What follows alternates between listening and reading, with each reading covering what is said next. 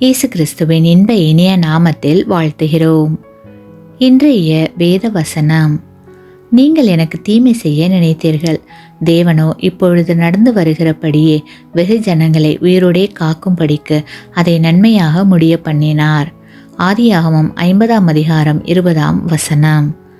Today's Bible verse: But as for you, you meant evil against me, but God meant it for good, in order to bring it about as it is this day, to save many people alive.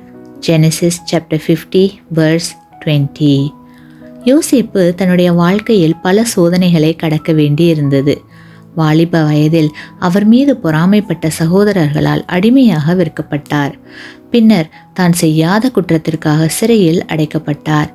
ஆயினும் எகிப்து தேசத்தையும் அவருடைய சொந்த குடும்பத்தாரையும் பஞ்சத்திலிருந்து காப்பாற்ற தேவன் அவரை பயன்படுத்தினார். கிறிஸ்துவுக்குள் அன்பான சகோதர சகோதரிகளே, நாம் அனைவரும் ஒவ்வொரு நாளும் சோதனைகளையும் பிரச்சனைகளையும் சந்திக்கிறோம்.